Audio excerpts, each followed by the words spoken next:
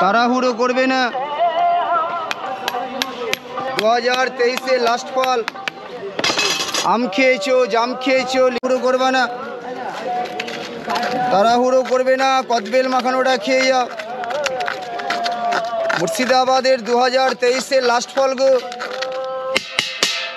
বাংলার বিখ্যাত ফল। এদিকে কদবেল মাখানোটা, এদিকে তাড়াহুড়ো করবে না।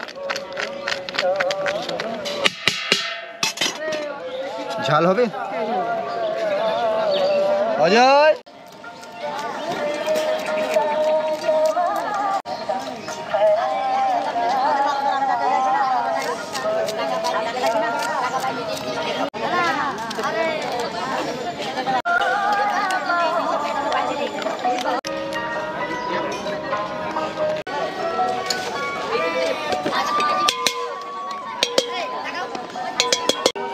তাড়াতাড়ি চলে আসেন, কদবেল মাখানোটা খেয়ে যান।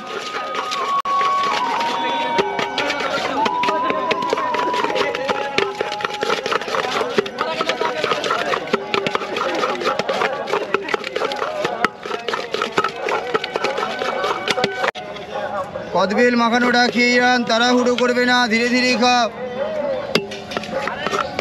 2023 লাস্ট ফল।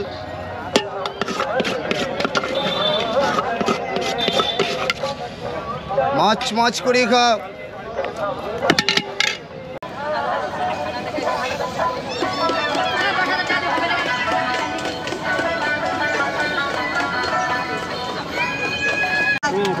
দেখো 2023 লাস্ট ফলটা খেয়ে